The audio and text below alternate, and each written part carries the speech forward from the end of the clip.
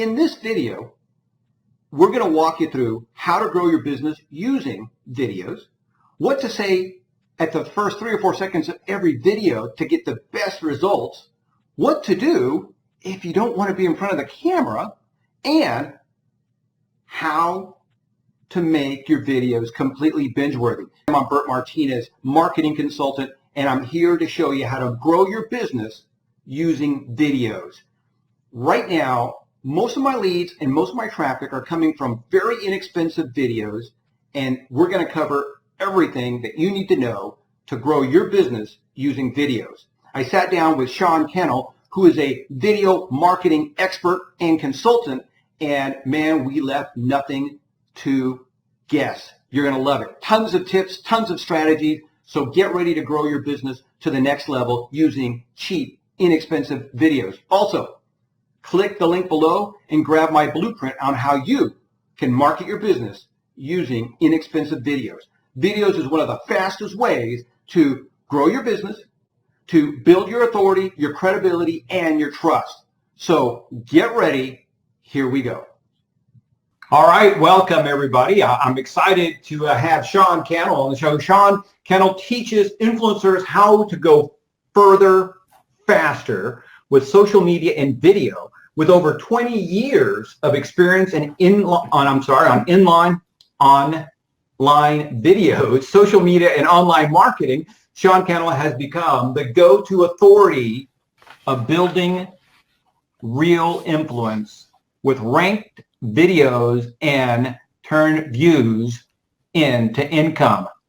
Cannell, welcome to Money for Lunch. So pumped to be here on to crush it today. All right. So let's dive into this. Give us your backstory. How did you get into YouTubing and using videos as a way to build your business and build your income? You know, I actually kind of just stumbled into video by volunteering at my local church. So I'm originally from Seattle, and it was actually an hour north in a small town. And I started interning, and the youth pastor handed me a video camera and some editing software and said, hey, start making weekly video announcements.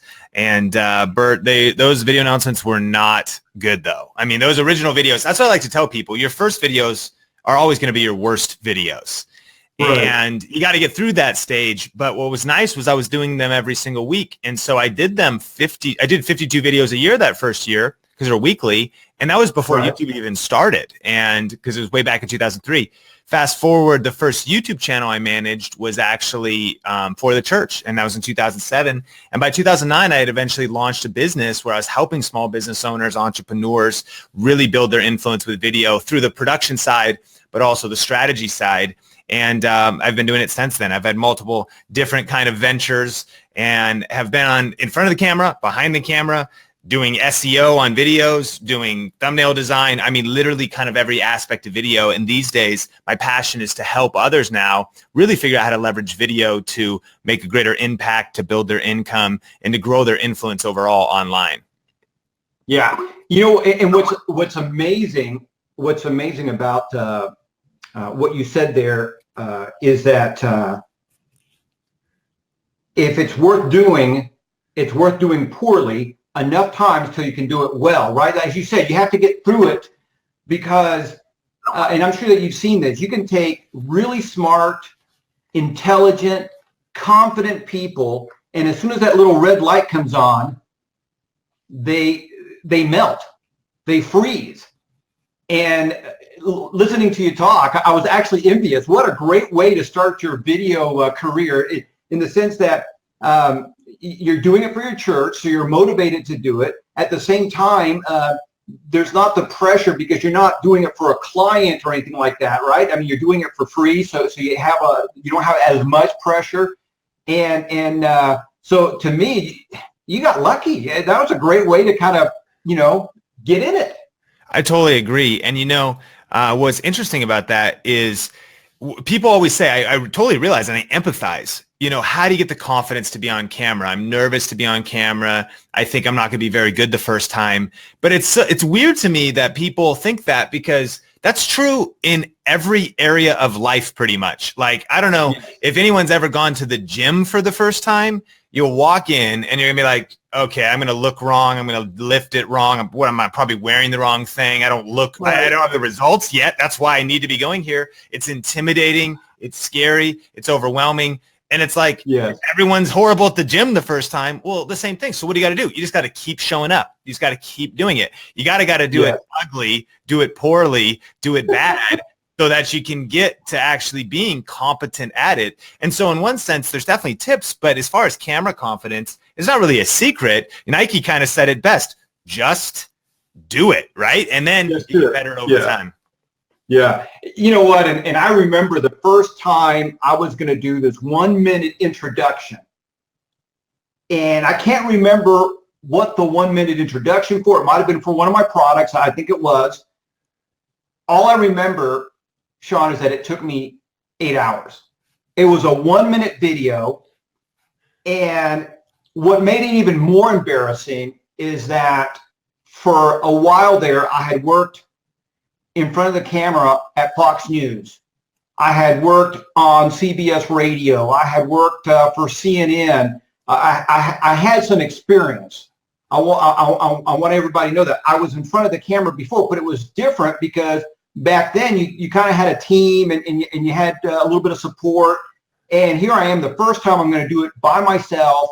I'm going to do it in my office. And no matter what, it looked bad. The lighting was bad. The audio was bad. I didn't like it. 8 hours later, I said, okay, well, this is ridiculous. Kind of, like you said, I'm just going to do it. And so in this case, I've already done it for 8 hours. I'm just going to use it. It's not going to get much better. And if somebody's not willing to do business with me because my intro was so bad, then, I'll just have to miss that sale. And so anyway, so I just used it. And like you said, you got to put in the time. That's really the secret. You got to put in the time, and eventually you become comfortable with yourself enough to not care about being imperfect. How's that? Totally. We like to say that actually done is better than perfect. Yes, absolutely. There's so many people out there who have not cut their first video, have not finished that book, have not written that article because they're so stuck on themselves. And that's really what it is. You start looking at yourself, and it's all about you and how bad you're going to look. And therefore, because you have this, I want to say this selfish, need to protect your ego, you're not serving your audience. And once you decide that your audience, that the people you want to serve is more important than your ego, then you start thinking about them, and it really becomes easier. You're more relaxed. I agree 100%. All right, so let me ask you this. Here I am, let's say that when it comes to video streaming, I guess it's live broadcast now. It's become the thing, right? So at first we had the internet. Then it was then things are transitioned to video, and then video quickly evolved to this live streaming, multiple platforms, multiple variations. We had Vine for a while. We have Snapchat. We have Instagram stories, Facebook stories now. Everybody's doing short videos, big videos, whatever. And so how does somebody get started? If I want to get started in video or using video to influence my audience, how do I do that? What's my first step? That's a great question. And if we're talking about live, I actually love live streaming because it possibly is the lowest barrier to entry for video, because all you need is a smartphone. I mean, if you have this smartphone, you just set it up on maybe a little tripod you buy off Amazon or just on a couple of shoe boxes, open up your Facebook app or your Facebook Pages app and just click, go live, type in a title, and now you're live. However, and I recommend people experiment. If they've never done that, you might as well just do one. In fact, I challenge you in the next 24 hours, just do one, and even if you just do it on your personal page to get a vibe for it, to get some, a feel for it, and hang out with some friends and family, just kind of get started. But my tip number one for really live streaming is you really do want to start with the end in mind. Stephen Covey in 7 Habits of Highly Effective People is one of the habits is always like reverse engineering. What is it you want to achieve? What is it you want to have come across? I found that planning really helps your live stream, meaning, prior planning prevents poor performance. I don't think you should just jump on live and just freestyle things. I think you should maybe write a few notes down, have a few points. But here's one of my biggest tips for live streaming is that people focus, I think, too much on the live and they forget the replay. One of the things you want to keep in mind is think about the whole process. Like if we go live at noon together, then we can go live and people can join and watch the live stream. But actually on Facebook and on YouTube as well, more people typically are watching the replay than are watching live. So what does that affect? Well, if you take the first 10 to 20 to 30 seconds of your video to be like, tink, tink, tink, is this on? Can you hear me? What's going on? Hey, Frank. Hey, Lisa. And you take a bunch of time doing that. When someone starts the replay, they're not going to know what's happening. They're not going to know what the content is about. So if you start thinking about the replay, this is how I start my live streams. I watch the countdown, 3, 2, 1. In this video, I'm going to be talking about how to grow your influence with video. We have an interview happening, some of my best tips, plus we're going to be doing Q&A. But hey, if you're just joining, let me know where you're watching from. This is live, but if you're on the rebroadcast, say hello. And we're going to get into it in just a second. And you know what's interesting is when you first start a live stream, no one's actually there yet either. So that moment is actually really only going to be seen by those on the replay. But it's so powerful because what have you done there? You've put a powerful hook. You've thought about, what the content of that live stream is going to be, giving people a reason to watch, let them, tease the content a little bit. So tip number 1 is absolutely really start with the end in mind. Plan out and think through every stages, not just of what's going to happen live, but what's going to happen on the replay, and then allow that to shape the content. Yeah, I love that. So I'm going to repeat that. Just start that video, as you said, with the end in mind, what you're going to talk to your audience about. So, hey, guys, this is Bert Martinez. Today, we're going to be talking about how to do a better job with your live streaming, or how, the 3 things you must avoid when, cooking outdoors or whatever. And so that immediately grabs the attention of those people, 3 tips or whatever it is you're going to be talking about, the people who are going to be interested in that hook, right? So it grabs them immediately. And as you said, the first 3 or 4 seconds, maybe even the first 50 live stream, there's nobody really watching. The audience is still being built out there. And so it's really a perfect time to, just kind of prep yourself, prep the audience. Now, let me ask you about this. Do you have, I'm trying to think, do you think it's bad, or does it matter if somebody is physically looking at notes? If they're going, hey, let me make sure I got everything here. Do you think that takes away from that person's authority or that person's credibility because they're checking their notes online or during the stream? I'd say this. I'd say there's probably 3 levels of that. I would say level 1 would be no notes. But I would say compromise content because, it's better to have a short pencil than a long memory. And I don't know about you, but I a lot of times if I got 5 points, I need them right. I need to at least write the points down or else I'm going to forget number 3 halfway through. So if you just look ahead and you might even say it. So number 1, I don't think people should freestyle. I think a sticky note, a few bullet points. I mean, that might be all it is. A few triggers just to kind of remind you. Yes. The second level would be having notes, and I think you can just mention it. I wrote down a few notes that I'm excited to share with you today, and that way you've cleared the air of trying to be impressive, and you can just look over. You're like, number 1 is, and then level 3 is, again, we just get better over time that maybe eventually you don't look at your notes very much. But I think I would much rather someone have notes and have punchy, powerful content that's concise than to be so impressive with no notes, but to just waffle and meander through the content and maybe forget a point and waste time. So that'd be my advice. Yeah, no, and I love that. Again, if we as the content creator are thinking about our audience, what is it that our audience wants? What are they going to really care about? Again, I don't think your audience is going to care about if you're looking at notes, because the reality is that all professional newscasters radio jockeys, if you will. Most people in the media have either a teleprompter that you can't see, they're looking at notes that you can't see, they're being triggered somehow, right? I mean, for the longest time, people like Johnny Carson had a guy holding the cue cards because they didn't have a teleprompter, or a teleprompter at that time wasn't, as portable as they are today. They would have guys with cue cards and ways of cueing their memory or whatever they needed to talk about. So this has been going on forever.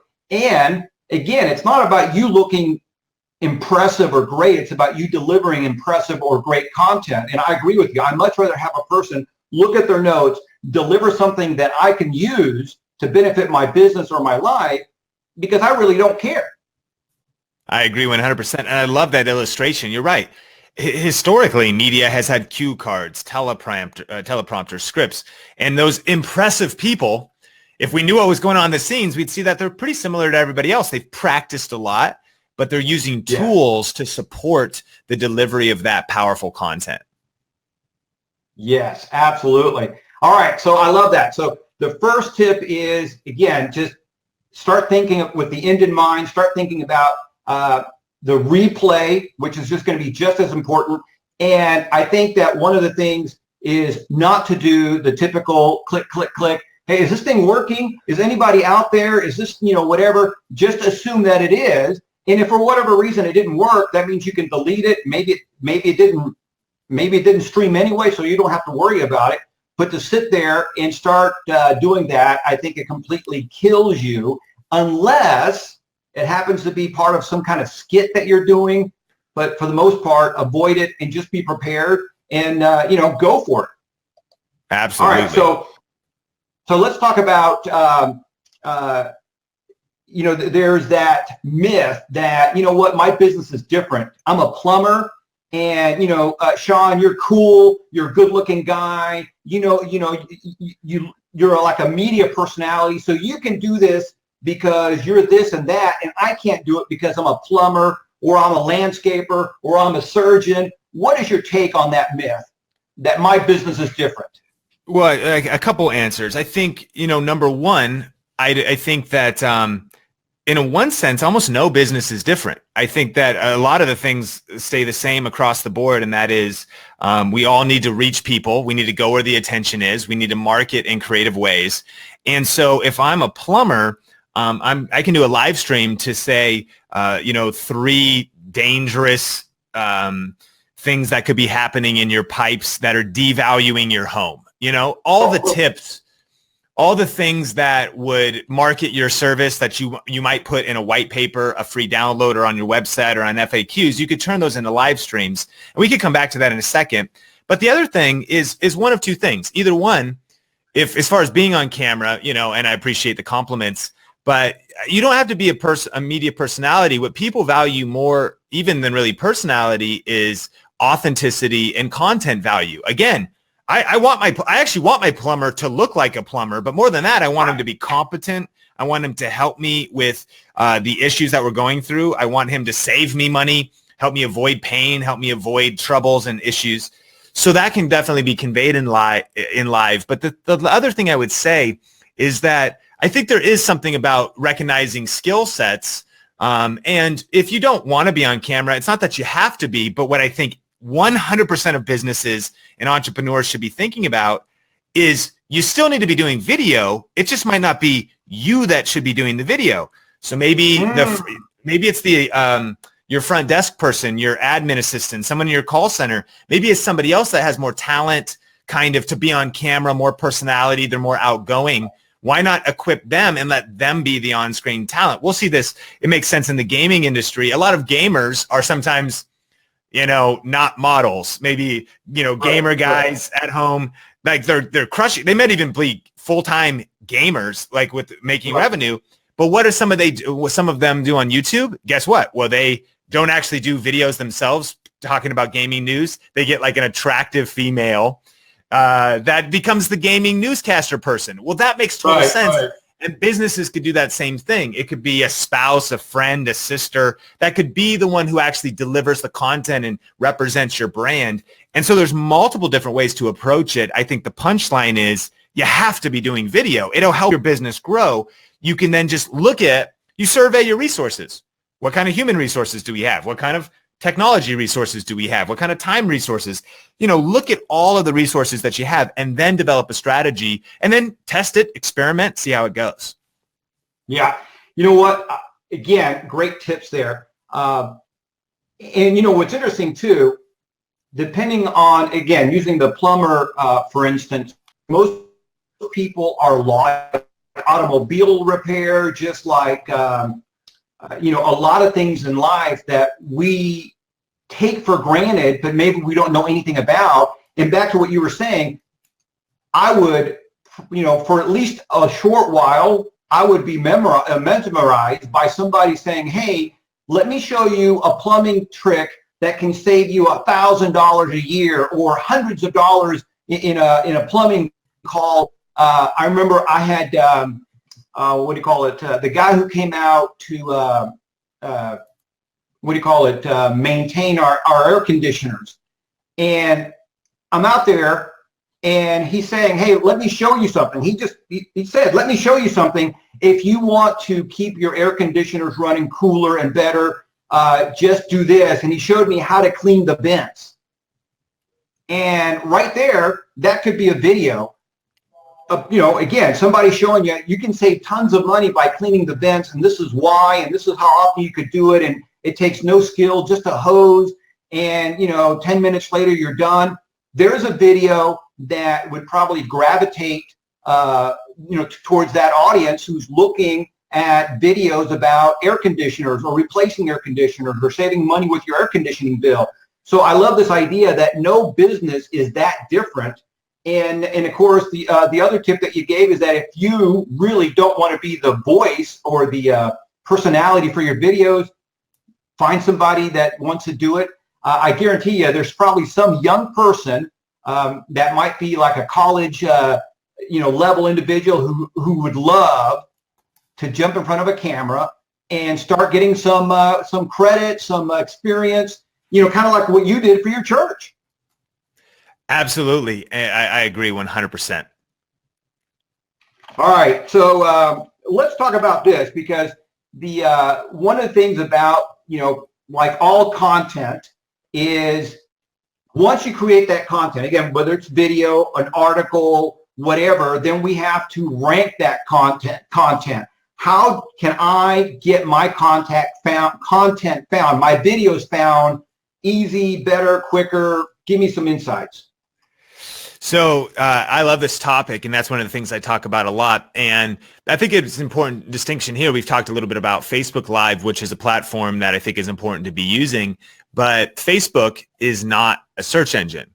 And one of the other platforms that I'm very passionate about is, of course, YouTube. And that's actually one of the most powerful aspects about YouTube. YouTube is not only a search engine, it's the second largest search engine in the world.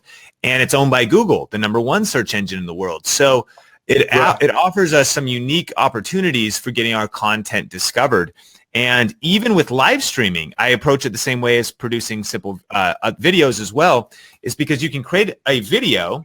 If you title it right and you do the tags and the description and it's searchable when someone types in some kind of inquiry or question, your video can show up on the other side of that search result and gets you what one of my friends calls views while you snooze, right? You only make the video once, but if people keep finding it and they keep watching it, then you've created the ultimate leverage. You've created the opportunity to be talking and adding value or sharing tips or even selling or whatever you're going to do. But when you're not doing it, like you've just automated the whole process. You're not having to go door to door. Someone just types in a search and hey, there you are. And you start adding value and maybe sending people into different funnels or whatever your business objectives are. And so absolutely, I think that leveraging YouTube as a search engine is super powerful. And the #1 tip there, and is actually the biggest mistake, is that I see a lot of entrepreneurs actually position their videos that are near impossible to be found. What is an example of that? Well, one of the things they do is maybe they do start a YouTube show, but they title their YouTube show like the name of your show. No one's actually looking for the name of your show. They don't know it yet. Right. But what they are looking for is how to save money on your AC bill. So a lot of how-to titles, or maybe they're looking for meal prep tips and how to do meal prep tips for weight loss or for muscle gain.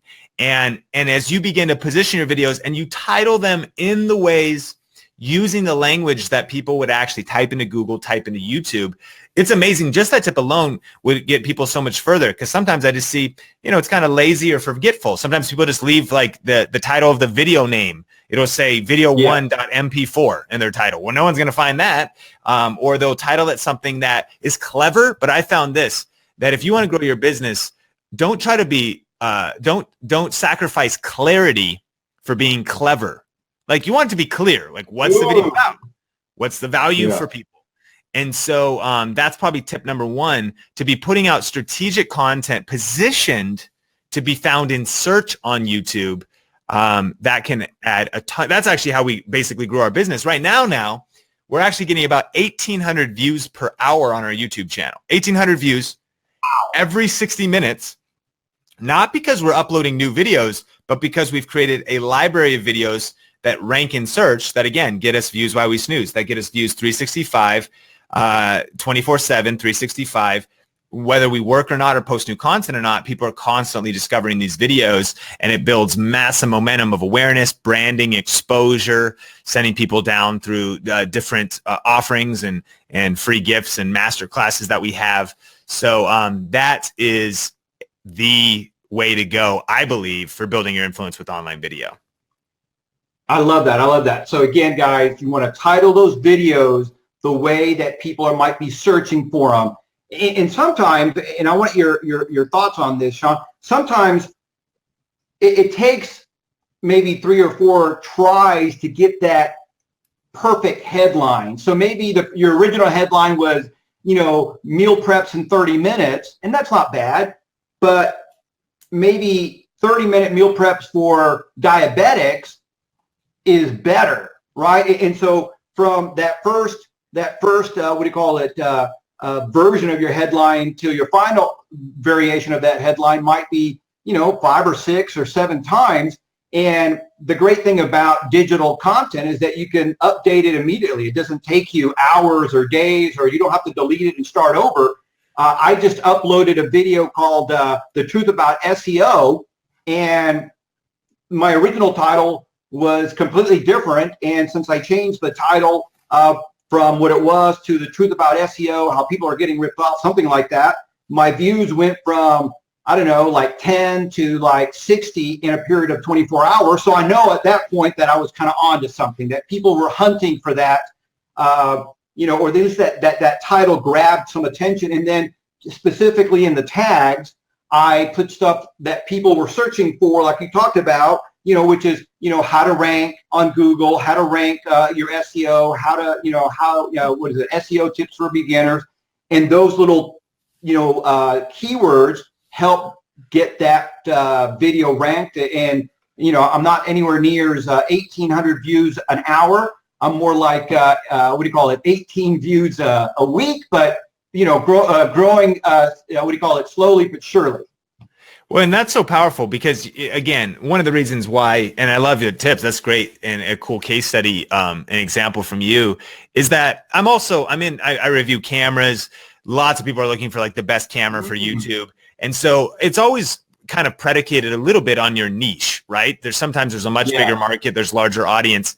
But you said, 18 views a week, but that's massive. I mean, let's really put that in perspective, to get in front of your content, to get your business, to get your message in front of 18 new people every week by using free online tools is revolutionary. And everybody watching, listening, just to get in front of 20 people, to get in front of 40 people. Like, this is what, again, let's go back to going door to door. Like, if I was to right now, if I had a product, a vacuum cleaner, some knives that I wanted to sell today, you know how long it would take me to go to 18 houses and make that presentation and, present my product, my service? It would take forever, and, it'd be exhausting and all these things. So really leveraging online video, it can be so powerful. And I think we need to make it a little bit more practical. Yeah, everybody wants a viral video and 1 million views, but I think it's so powerful to also, just reach 10 people, right? Reach 5. Right. I've got a friend who does real estate, and he's not getting tons of views, but he doesn't need a lot of views. You close one home, it's a big commission for him, and he's crushing it. Phoenix, Arizona, actually ranking for different local search terms and whatnot for his real estate business. But again, not thousands of views, not even really hundreds of views, but he's closing houses because he's getting 2-3 views or 10 or 20 on videos, and it's working. Right, from the right people, from his ideal audience. And I think that I want to expand on this because, again, so many people are so concerned about, quote, doing that viral video. You hear about the what do you call it, the great stuff, or the what do you call it, the YouTubers that have a little bit of fame because their video went viral. And what's so funny to me is when somebody brings this up, I ask them, well, name their name. Give me somebody that, that is famous because their video went viral. And the only person that somebody, and they still don't know his name, but one guy said, well, what about the guy who did that Shade Club thing? Great example. His video did go viral, but there was a couple of things there. First of all, he had a great video that probably took, I don't know how many hours to facilitate, right? Because it was a professional video. It wasn't like me and you hanging out at our house, and all of a sudden we came up with a funny skit off the cuff. This was very much planned. It was choreographed. There was probably, I don't know, at least $20,000 or $30,000 of production behind it. I mean, it's not your basic homespun video. This is a professional video, and it was good. It was funny. It delivered a good message. They still don't know the guy's name, but they remember the Shade Club guy, it worked. I mean, but most viral videos, people can't remember why it went viral. They can't tell you the product that went viral or what they were selling. They just know that this thing happens. It's phenomenal when it does happen. And I think that there's been a few scammers out there saying, hey, we're going to show you how your video can go viral. And I think, and I want to get your opinion on this, for a video to go viral, it has to be good. Now, unfortunately, I can't define that because, first of all, it depends on your audience, depends on so many factors. But if you are purposely trying to make your video go viral, then you're not thinking about your audience. Again, you're thinking about yourself and you becoming famous and all that other stuff. And so I think it's the wrong emphasis or focus to try to make your video go viral. Like you said, you're better off talking and engaging with those 10 people that one or two of them might buy from you than your video going viral. And so what? You got a gazillion views, but you still only got one or two sales. It doesn't mean anything. What's your take on that? Oh, I totally agree with you. I think companies that promise viral videos are, usually they're not going to be able to deliver that. There's so many variables. I also think that number two, it kind of goes into human nature a little bit. A lot of us as humans, we want that grand slam mentality. We just want to be up to bat at one time. We want to swing, knock it out of the park and win. But that's not really reality. And what's much more practical, using that baseball analogy, is just getting a base hit.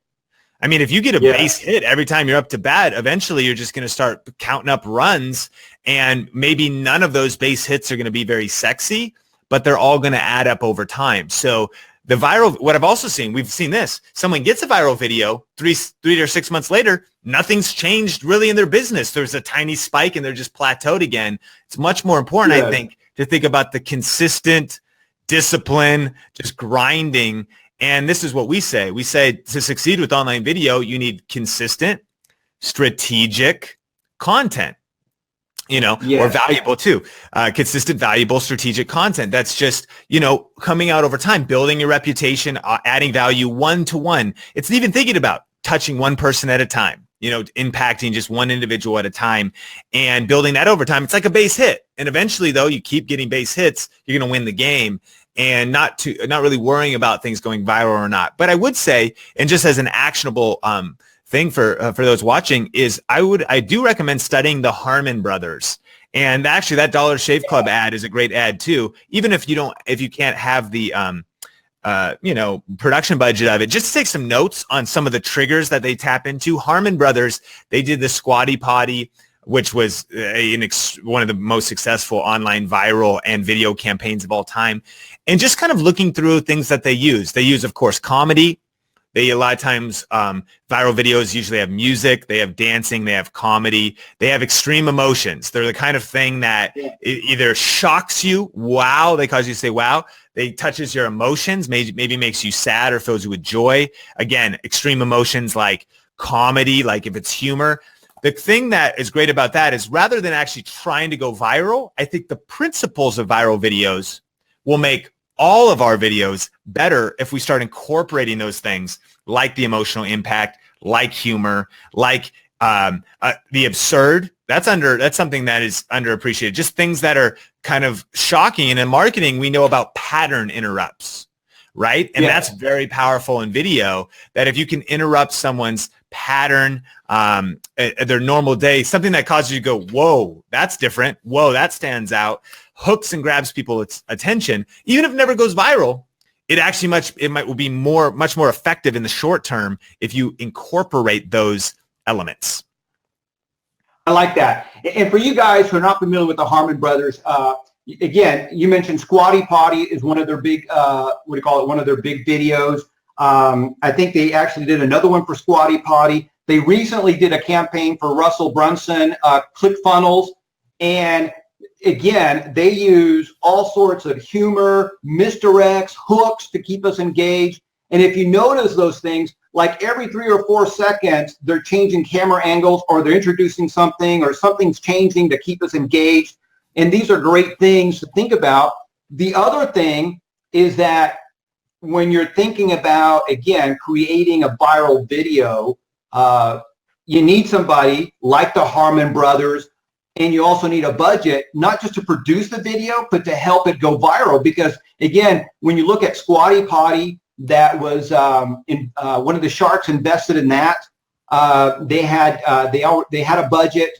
ClickFunnels had a budget, and most of these people, the reason that their video goes viral, and a lot of people don't realize this, is that they spend money to promote and market these videos. And I want to talk about this a little bit because a lot of people don't realize that just like you can promote your ads on Google, you can promote your videos, and you can promote it to specific audience. You can promote it to a geographical area. And so if you have, I want to say, a good quality video and you have a good budget, chances are it's going to get millions of views. But talk about promoting your videos. Do you do this? When is it a good time to promote a video? Maybe talk about some of this. Yeah, I think that paid traffic we're doing it a lot. And I think it's one of the biggest opportunities right now because it's relatively still early. You know, one of the things that a well-known entrepreneur, Gary Vaynerchuk, always talks about is underpriced attention. And so we're paying attention. We're paying attention to that because right now we're living in such an incredible time, whether it's doing Facebook ads or even doing Instagram story ads or doing YouTube ads, that for instance, we just studied a video. We've been doing some YouTube ads, and our cost per view was 0.03 cents. So right now we have a chance to get in front of somebody for way less than a penny to get, a view on our content. Now, does that mean that every individual that sees the content is going to like the channel or follow you or become a customer? Absolutely not. But we're talking about general marketing. I mean, does every person who drives by a billboard buy the product? Of course not. And so the chance that we have to get our message in front of people is massive. And I think a lot of people don't understand how big of an opportunity it is and how much of a window of opportunity is open right now. Whereas it's going to still be open in 5 or 10 years or even 3 years, but it's going to be much more expensive. The price will have come up. And we think, most small businesses would not consider being able to advertise on TV or reality. It's too expensive. It's overpriced. Right. But you can advertise on some of these other platforms for pennies on the dollar. And so I think that paid traffic is a huge thing in doing video ads and paid traffic with video. My biggest tip, though, is that what you want to do is do paid traffic on videos that are already on fire. And paid traffic is the gasoline. So what we've learned is that if the video is not performing, and on fire for you might just mean that normally you post content and maybe it doesn't get any likes at all. Like nobody likes it, no one really comments, nobody engages with it, or it just barely has any impact, just gets a few views. But you have one video that, whoa, it got 5 comments on it and there's already 24 likes on it and already 5 people have shared it. That just shows you there's some life and some action happening there. You want to pour the gasoline on that. Too many people start doing paid traffic on content that's not really proven. It's expensive and it's ineffective. So what you want to do is test a little bit. And then once you have a winner, then start putting more dollars. Because again, if a fire started, we'll just keep dumping more gasoline Right. on it to just turn that thing into a rager so that it can have as far as reach as possible. I like that. So we're going to be, pay for videos that are already winners, that are already winning, that are already, I'm just trying to type it in here, that are winning. And I like this idea. All right, so let me ask you this, because I could hear somebody saying, well, okay, so if I'm already, so if that video's on fire, why would I want to spend money to promote that video? It's already on fire versus this one video that's not producing at all. Why spend money on the one that's on fire versus the one that's not tracking at all? 3 reasons. I mean, number one is that it's cheaper. It can be incredibly expensive to promote a video that is not performing, and it can actually be incredibly affordable to promote a video that is. Here's why. Think about Facebook from Facebook's perspective. Number one, the way they make money is ads. Number two, just because you want to show an ad on Facebook doesn't mean that it will be effective, good, or even that Facebook will like it. Here's why. The quality of the ad itself and the user experience your ad causes matters to Facebook. What I mean is if it goes through the newsfeed and people don't like it, they think it's boring, annoying, they're clicking hide, it's not entertaining. One of the most powerful concepts in video marketing these days is edutainment, education paired with entertainment, edutainment. And so if the video, though, is something that people click, they're like, that's so funny. Even if they don't like the product and they click like on it, right, they leave comments, then Facebook goes, this is a good user experience. People are enjoying and engaging with this content. We are not only going to show this to more people, we're going to charge you less. If people don't like it and they are not really engaging with it, it's not entertaining in some way, Facebook will go, okay, we'll let you show it to people, but instead of a few pennies a view or like less than a penny a view, it's going to be $5 a view because it just is not, it's not actually like effective in the news feed. People are not resonating with it. So we're just going to charge you more. We'll keep showing it to people, but the price is going to keep going up. And so I think these are some of the nuances you learn from just doing it, jumping in and doing it. Yes. And so for us, and number two, then that was the 3 tips. Number 2 is that, you can reach a lot of people with organic traffic. These social media is free. It's incredible. If you have a smartphone, you can shoot a video, post it online. If you have an internet connection, and you can reach a lot of people. The key is with paid traffic, it just helps you go further, faster. And so long as there's an open window of opportunity, my question is, why wouldn't you try to grow as big as possible when attention is underpriced? So when we're getting views for 0.03 cents and we're just getting the chance to meet more people, we're going to do that until that market becomes saturated. Because again, keeping in mind, this drives business results on the back end for us. Like it all drives, whether that's product sales or we do affiliate marketing. And so it just helps us scale faster. And I'm a huge believer that, especially in business, that when you're early on in business, that we reinvest profits back into the business to grow even faster, as opposed to hoard dollars and be like, well, let's just let it, why, how big do you want to grow? I mean, if you're comfortable with your current level of income, then yeah, of course, don't invest in more reach and more impact. But if you want to scale and grow faster, then paid traffic is a great way to do that. And it's also highly leveraged because again, I can only create so many videos a week. We can only create so much content or whatever. but paid traffic allows us to work when we're not working as well, because it's like a fire hose that we can turn on and off. And as we're investing dollars, we can be reaching new markets, new audiences, even if it's a day off. Even if you take the week off, those content's generating for you. Absolutely. And I want to talk about this as well to drive this home further. The deal with paid traffic, and one of the things that you can do this. I know with Google's infrastructure, I'm not familiar if you can do this with Facebook, but with Google, not only can you select, again, you can select who do you want to target with your videos, the geographical area that you want to target, but you can also tell Google or YouTube how many times you want to serve that video up to your audience. So in marketing, there's this thing called the rule of 7, which means that in order for a customer to recognize you or your brand, they must see or hear your ad at least 7 times before they're just aware of you. It doesn't mean that they're going to buy. It doesn't mean they trust you. They just now know who Sean is. I've seen this guy 5 or 6 times. He's all over the internet. I know who he is.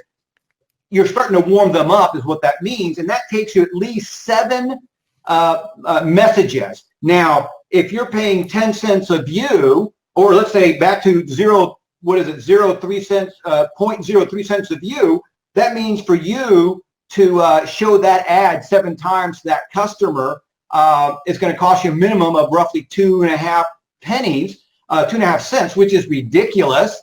Now, to be in all fairness, you may have to run that video, let's say 10 times before they see it even once. So it may cost you 3 cents for them actually to see it one time under that 0.03 cost there.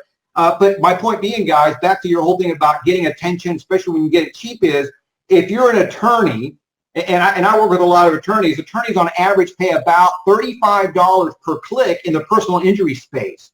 Now, if you're a personal injury attorney and you're marketing on YouTube with a YouTube ad, you can hit your audience in a geographical area and get it for 10 cents. My customers pay between 10 and 12 cents per view, and it may take them, 10 clicks before they get a lead. So that's $120 per lead. I mean, $1.20 per lead versus $35 per click.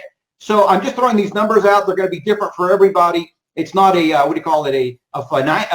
income claim or anything. It's just giving you some examples of this thing that's happening right now that is, like you said, flying below the radar. Not a whole lot of people are aware about how cheap videos are and how, to me, they're doing several things. Not only are they driving cheap traffic to your brand, but the big kicker for me, Sean, is that people get to see and hear you and get to know you. And I know, and so what happens is they become more familiar with you and they're more apt to do business with you because they feel as though they know you. You're like a TV celebrity via video. I totally agree. And, we're just talking about the basics of business, right? We do business with people we know, like, and trust. How do you build that online? Well, video is the best way because at least, if you can't be there with someone in person, they can see you, they can see your eyes, they can see your vibe, they can get a sense of your integrity. We make these types of things, all those types of things. And it's the shortcut to building people getting to know you, people starting to like you, and then eventually starting to trust you. And that is definitely something everybody should be thinking about with video. That's why we give free content and we add value up front. That's why we help people with air conditioning save money before maybe they do business with us or not. We're like, whoa, you just gave me a tip for free. Wow, you just helped me learn something. Wow, okay, well now I'm remembering that because you helped me. And now I know you a little bit better. I'm starting to like you. I'm trusting you because you're getting me results in advance. Great. And now they're totally positioned to do business with you. I mean, Bert, you're just that's 100% true. And with paid traffic, I actually saw that stat recently. Salesforce, they said 6 to 8 times is how many touch points you need with marketing to generate a viable sales lead. And so getting that chance to get in front of people multiple times. And I'd say another tip to layer on top of this is also retargeting. And that is where if someone, even if they've seen a video once, these days they need to see it multiple times. One of the biggest mistakes I see entrepreneurs making is they get confused by vanity numbers on social media. What do I mean? They think, oh, I got 300 views on a Facebook video. That means 300 individuals watched the entire thing, paid attention the entire time, took notes, studied me, know who I am, know my name, understand our business, understand everything about us, when the exact opposite is totally true. I always like to assume, if we think of a scale from 1 to 10, and if 1 is, or 0 is your customer's never heard of you, 1 is they saw you once, but they would never know your name. Like, did I see that person before? You know, a 4 is like, they know your name, but they don't know your last name. You know, they kind of, I think that's the guy online who, like, you know, a 6, now they like kind of know you, but they're sort of forgettable. And a 10 is they're like a raving fan, and they have bought your products, and they would like come up to you at the airport because they're like, oh my gosh, I totally know who you are. Is actually, most entrepreneurs are delusional, frankly, about thinking people are 8s, 9s, and 10s when they're really like 1s, 2s, and 3s on this scale of people getting to know them.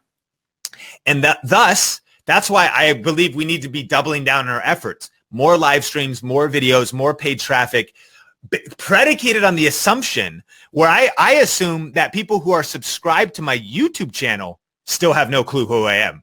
I see this too. I just look in the comments. You know, my name is Sean is how Sean is spelled. And it pops up in every single video. It actually said, I'm like, hey, I'm Sean. It says it. And yet in the comments, they'll be like, hey, Shun was one I heard recently, Shun. I've seen, hey, Sean, thanks so much, Shawn. And I've thought, how deep of a I actually spelled it out on, you know, but again, I'm not personally offended, or maybe a little bit or whatever, but it's just, it's so funny. But what it reminds me of is, again, we need to be a lot more clear-headed and sober-minded about how busy people's lives are, about how much competing other brands, companies, messages. The new stats are we are getting hit with 10,000 marketing messages per day.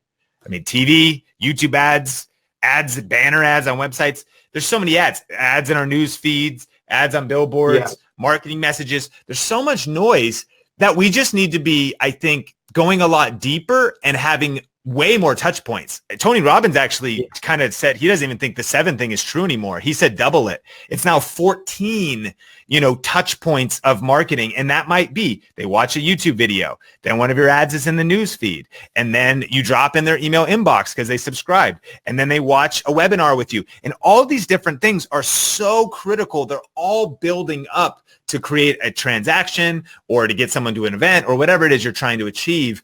That's just kind of the cost of doing business in today's marketplace. There's a lot of opportunity, but there's also a lot of noise.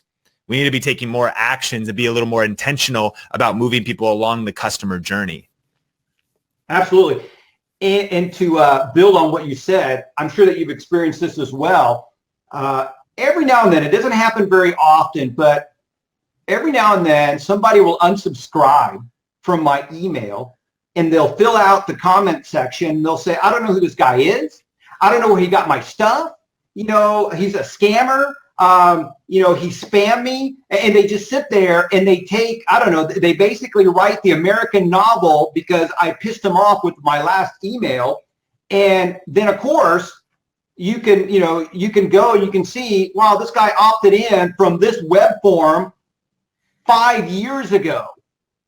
And he still doesn't know who I am. He opted in. So that goes to, you know, to what I call further demonstrate what you're talking about, because we are bombarded. And, you know, that guy probably opted in because at that time he had the intention of possibly maybe kind of buying one of my products, or maybe, you know, found me as at a convention as a speaker or whatever. He wanted to know more about me, but he quickly forgot.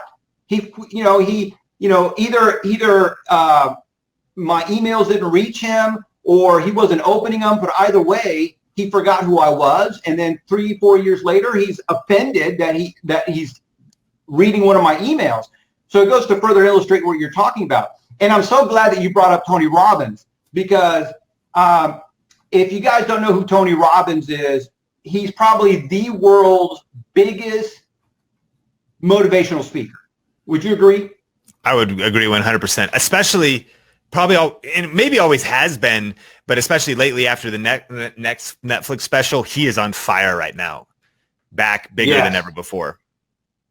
Yes. And so, okay, so let me, what do you call it? So I actually use Tony Robbins as an example for video marketing. And here's the deal. And once I tell you this, see if you may or may not get the aha, but anyway, I thought this was kind of cool. And so what happened is this. Tony Robbins, his strategy is he creates a video. He hires somebody like a media personality, Lisa Gibbons. He's hired Magnum PI and people like that to interview him, right? And they interview Tony, and they talk up, and so they talk about what, who Tony is, what he does for people, the results that he's gotten, and how people can get a hold of him, right? And of course, in between this infomercial, quote, video, whatever, there's an offer for, hey, get this, get the Edge. It's $19. It's it's $1 million value, whatever it is, a $200 or $300 value. You get it today for $19. That's his opt-in special.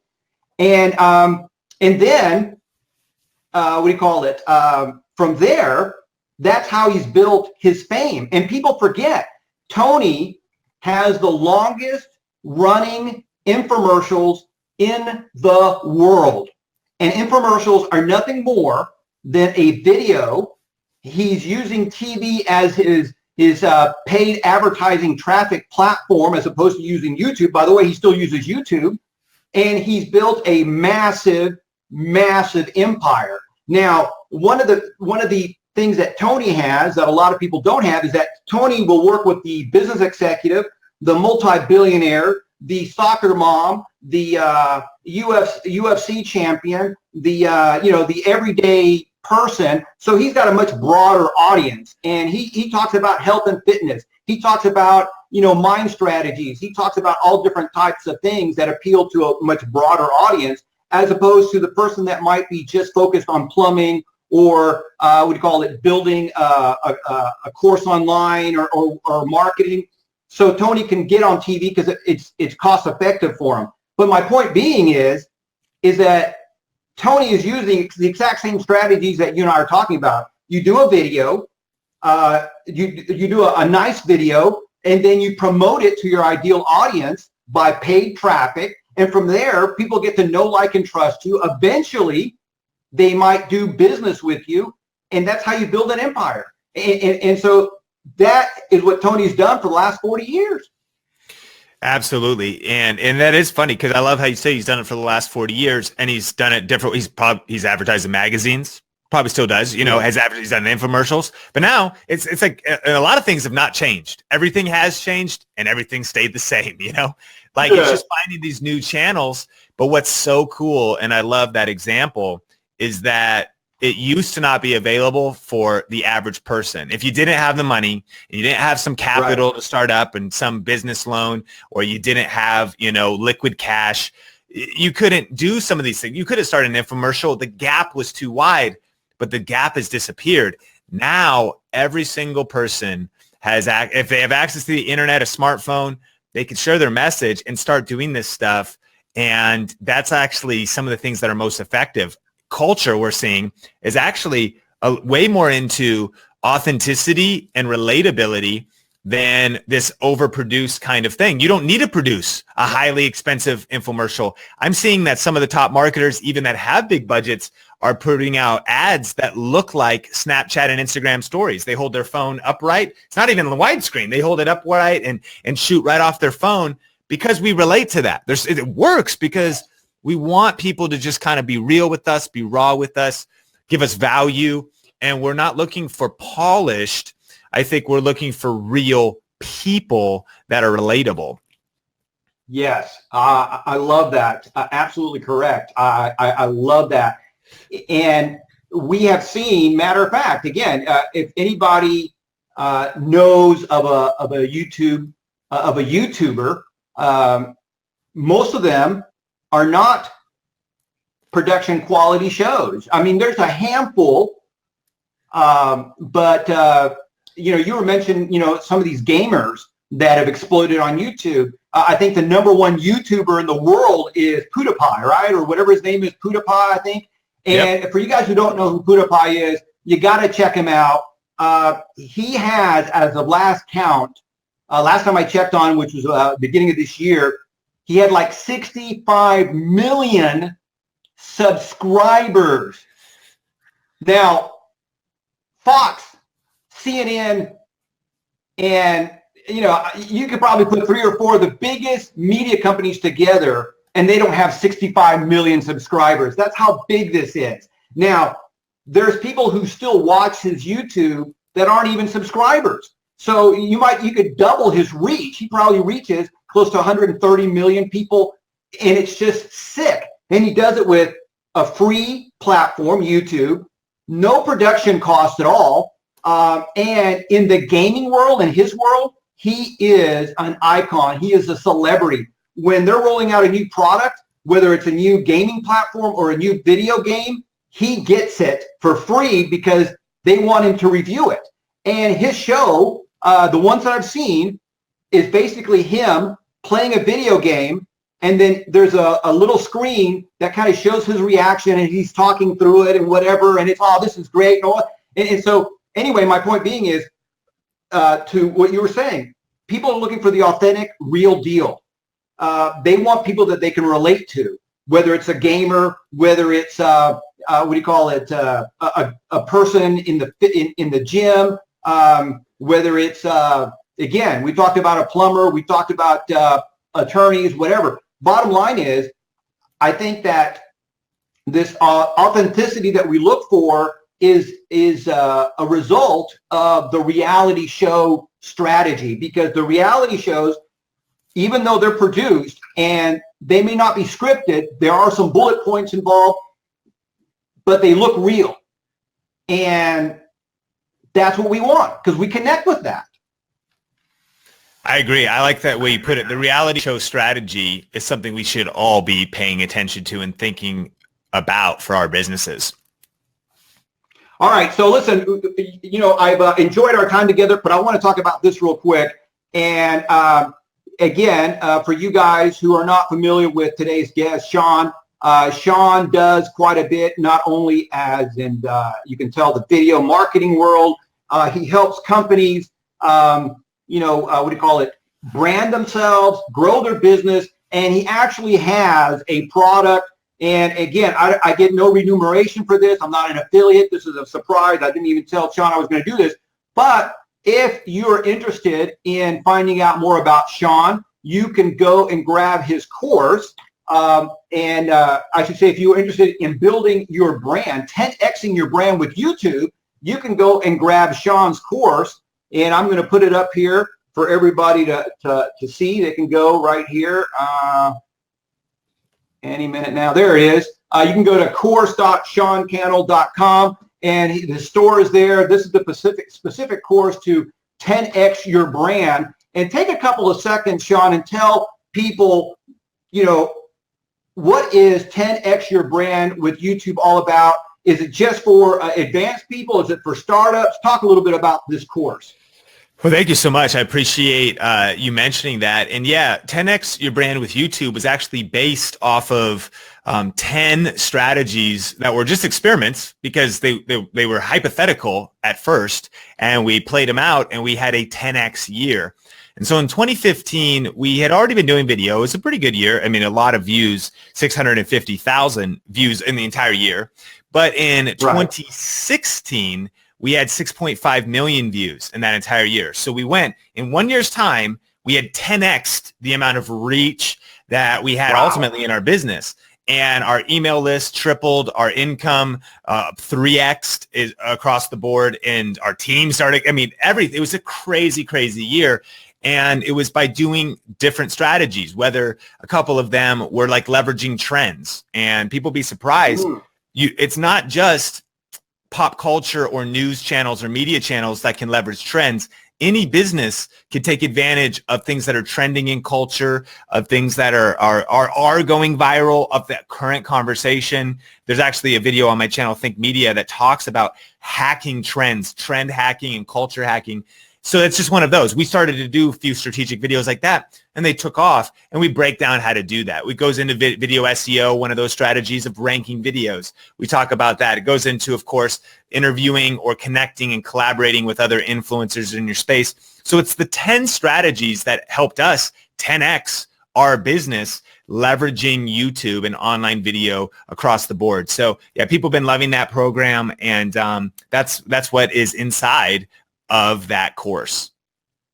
I love it. I love it. And again, you guys can go to Sean's, it's Sean Cannell, CANNELL.com, and find out more about him. Understanding trends, learning how to use playlists for growth, viral video strategies, ROI for your channel. It's got just tons of stuff in it. And real quick, the last thing I want to talk about, because it just got my attention, and so let's talk about this strategy of using a playlist. How do you talk about this? How do I use a playlist for growth? So playlists on YouTube are one of the most they are the most underutilized feature of YouTube, because a lot of times people misunderstand them. Here's a couple of facts about playlists. Number one, just like a video can rank in search, a playlist can rank in search. So the same way that you would title a video, you could title a playlist. Number two, when a playlist to YouTube, in YouTube's eyes, is the same as uploading a video. It creates a new content ID. So when you upload a video, YouTube sees a new piece of content is on the channel. When you create a new playlist, YouTube goes, a new piece of content is on the channel. They're actually viewed the same. The reason that matters is because YouTube rewards channels that are consistent. But even if you can't post multiple videos a week, if you create literally potentially a new playlist every week, YouTube is seeing activity on your channel. But those first two points are not the biggest point of all. And it's that YouTube's algorithm uses playlists to be signals of organizing content, putting your content together. So when you strategically put content in playlists, it helps you show up in your own suggested videos and related videos. That is actually the number one traffic source on YouTube. Search is the second traffic source. Suggested videos is number one. And what does that mean? It means when someone gets done watching a video, a bunch of videos pop up on the end, the videos that are over on the side.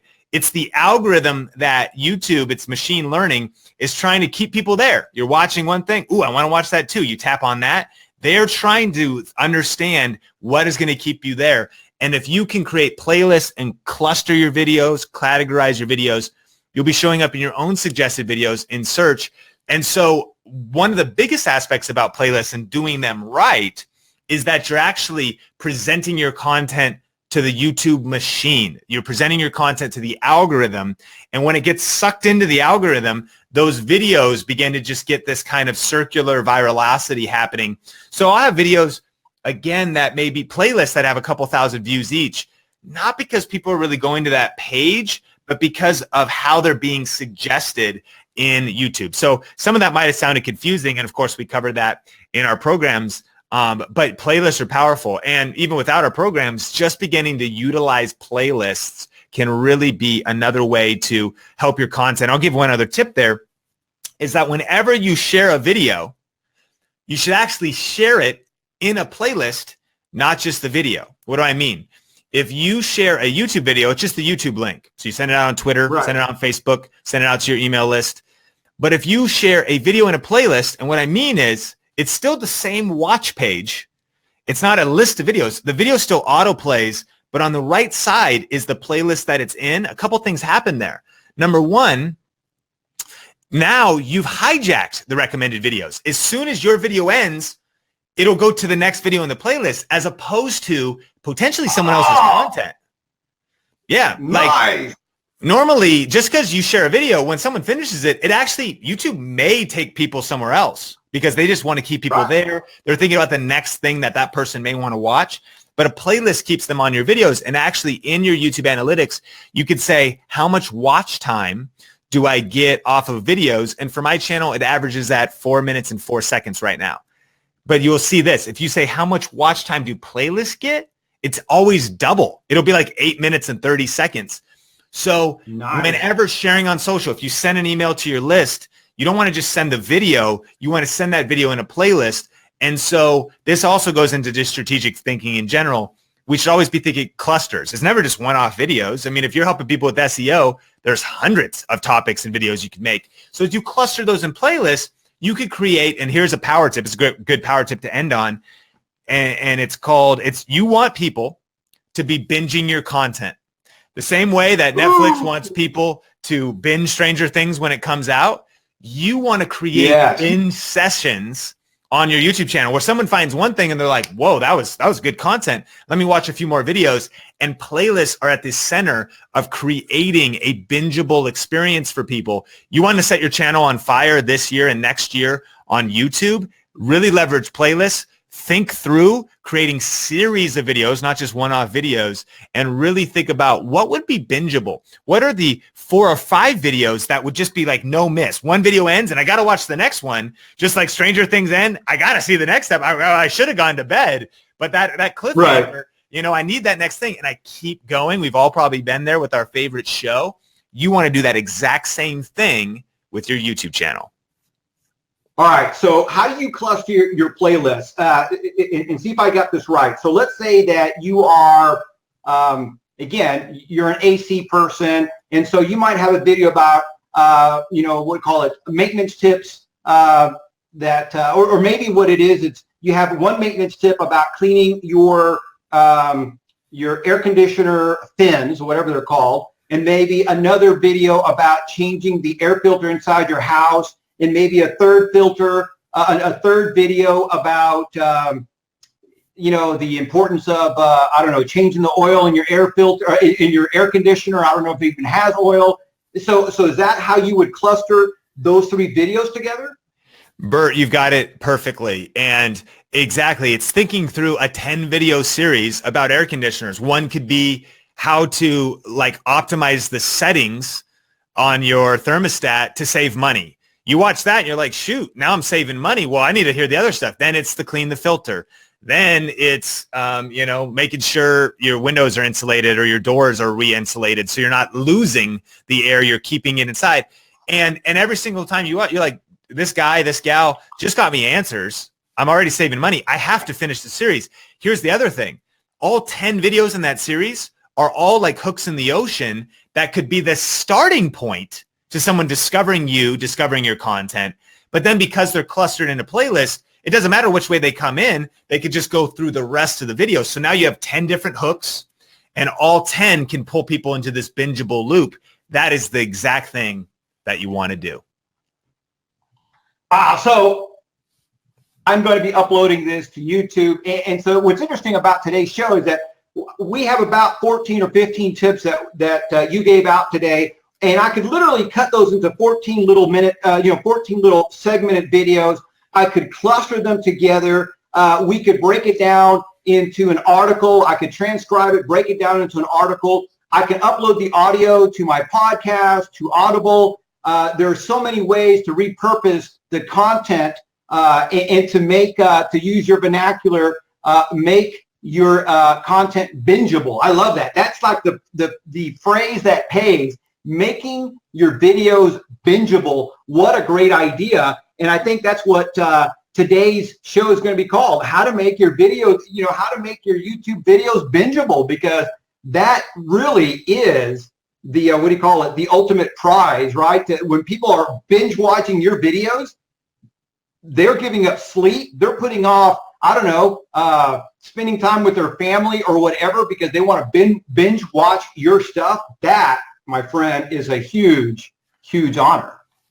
I agree. Yep. That's the goal. You want to know what one of the goals we're focusing on right now? That is one of the strategies. How can we be more bingeable and create bingeable series this coming year? That's what we're focusing on.